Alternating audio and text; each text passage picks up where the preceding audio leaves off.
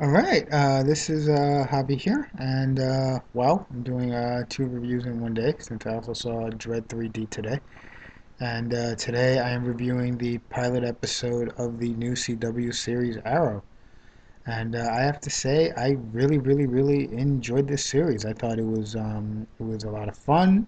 It was an action-packed series, and I love action. Arrow, of course, is based off Green Arrow, who is the DC comic book character.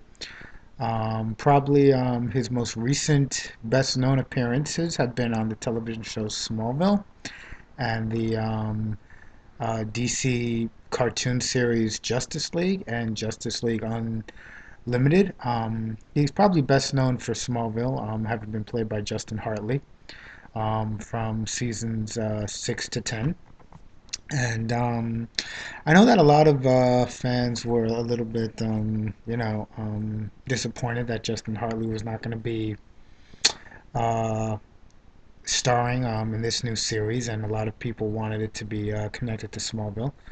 I personally feel that Smallville it had its 10 season run, and it's time to move on. And 10 seasons is a great run, and I'm happy that they're starting new, that they're starting fresh, and that they're giving Arrow his own series and allowing him to shine on his own. And I think the series, just from the pilot, I really, really, really enjoyed it. It was a lot of fun, and I thought Stephen Armel, who's playing, I'm not sure if I'm pronouncing his last name right, but I thought he was great. Um, I'm not going to say he was better than Hartley yet, because I think that both Hartley and Armel have both had great introductions as Green Arrow. I mean, I love Green Arrow's introduction on Smallville. He was one of the best things about the show's sixth season, and after coming out of a pretty dark and depressing fifth season, he definitely made the sixth season, the beginning of the sixth season, much more enjoyable. Um, so I love the introduction of both actors and their portrayal of Oliver Queen. So I can't, simply based on the pilot alone, I can't yet to make up my mind which version I prefer. I guess it's all just going to be based on eventually what's done with both of these characters, how things eventually just play out with Armel's character in comparison to Hartley's character. So I'm up in the air on that. I'm not decided on which one I enjoy better. In terms of action, it's the same thing. Same thing. Both were great. Both had awesome action sequences. The action sequences in this one were much more grittier, much more hardcore, much more action packed. But this is a much more action packed show. This is definitely going for, much more action, much more adventure. I mean, drama too, drama too. I can definitely see that there's drama there, but where Smallville put its drama in the forefront, this is putting its action in the forefront. And for an action adventure lover as myself, that's something that I prefer so much more. Not to mention, the action is mostly being done by the main hero, which was one of my main gripes with Smallville, especially in the latter seasons, where it seemed like most of the action, the fight scenes, the major action sequences were not being done by our main hero. But I am willing to let some of that slide because Superman not easy to do if you don't have a high special effects budget, and Smallville was working with a TV budget. So, in all fairness, I do have to cut them some slack on that. But this definitely, I think Green Arrow is a much better choice for a TV show. You get to see the character do his own action, and whatever allies he gains or sidekicks that he may have, they'll they'll be that. They'll be allies and they'll be sidekicks, and they may have the occasional scenes themselves. But I think that the ass kicking is pretty much going to be relegated to Oliver Queen, which is exactly what I like to see. And also, like Smallville, there's a lot of changes of mythology here. The main ones being that in the comic, both of Ollie's parents have died. And also, Oliver is an only child. Here, it's only his father that has passed away. Um, and he has a younger sister named Thea. Um, I like Thea. Unlike, I mean, well, I liked her in the sense that I didn't find her to be annoying, like most, teenage younger sibling characters who can get like annoying. I thought she was a pretty good character. I thought her character was handled quite well. And spoilers here. The character does is represented as having a drug problem, but when Oliver confronts her about it, she tells him off, and she makes some very, very valid points. I mean, she thought that he was dead for 5 years. Her father was dead, her brother was gone. The people that she looked up to and cared about had died on her, and not to mention Oliver himself was not a very good role model prior to being washed ashore onto the uh, island, and she did not, exactly have a very good role model to look up to there, and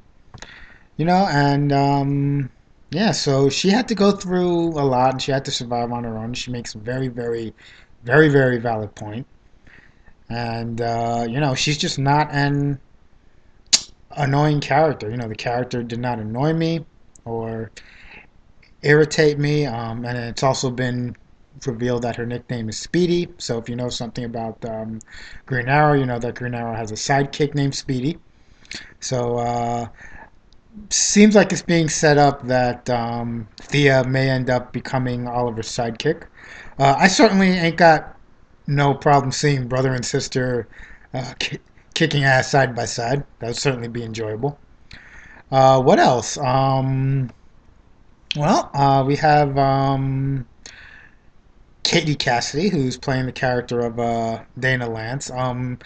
Typically, this character is the character of Black Canary. As far as I know, she has no superpowers. She's not presented as a superpowered being. Actually, this show is going to be much more grounded. As far as I know, there's going to be no superpowers. All the comic book characters will be characters who are just well trained humans. There's going to be no superpowers on this show. Dana, of course, is just a normal person as far as I know. I have no idea as of yet if she has any fighting prowess, but given that her character is a lawyer, and a lawyer who's going up against some big time criminals in Starling City.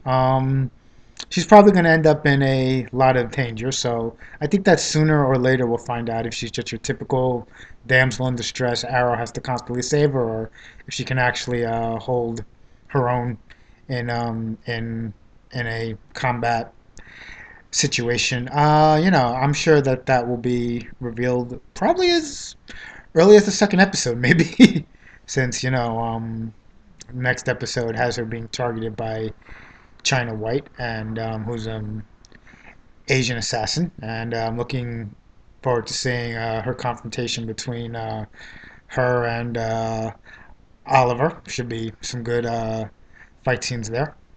Also, the one gripe I do have with this show thus far, and it's just one. I want to know where exactly Oliver got these martial arts skills, because we see him doing like chokeholds on his ex-military bodyguard, and we see him taking on all these highly trained mobster guards, and even goes, in like a one-on-one martial arts fight with like the head,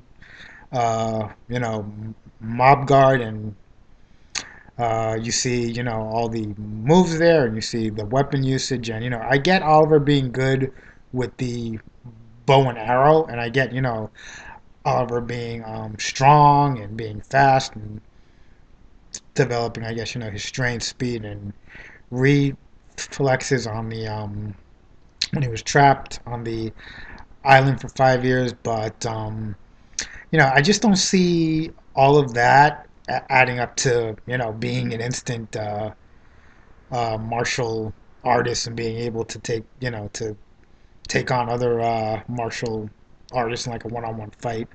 Um, Not to mention being able to choke hold, ex your ex military bodyguard. This is just the pilot episode, so I'm hoping that this is something that does get explained, and the explanation is not that it's the island that turned them into a weapon, because an island, unless there's, and martial arts skills are not just going to develop unless someone's there to actually teach them to you, or unless you actually develop your own style of martial arts. And you know developing your own style of martial arts is generally based on you constantly being in combat. And Oliver was basically a billionaire playboy.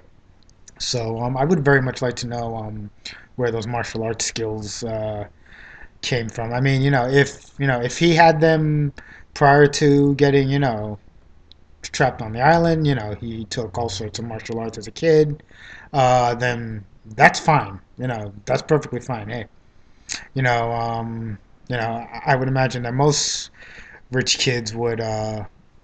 Oh, well, okay, maybe not most, but I imagine that most kids, whose parents have the money and who are extremely, athletic, would probably take up martial arts. But that's just my guess. I mean, my own father is a black belt and in karate, and I never got into martial arts, so I'm not the I'm not one to make that sort of statement, because by my own logic, I should have a black belt, and I actually don't. But yeah, that is something that that is putting me off just a tiny bit, and I'm hoping that's something that down the line will be explained as the show goes on. But aside from that, I thought the show was great. Action-packed series, great fight scenes. The acting is, I thought all the actors did a really, really, really good job. I enjoyed every single moment of it, and I'm looking forward to more. So let's hope this show can get a full season, and maybe even go past a full season. It would be, I think it would be great to have a second superhero based show that gets to go beyond just like 1 or 2 seasons. I mean, Smallville went 10 seasons. So yeah, I'm definitely hoping that this is our second one, and so far I'm really enjoying it.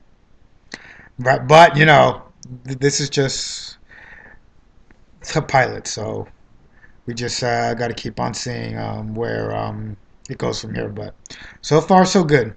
All right, this is Javi signing out. Peace out.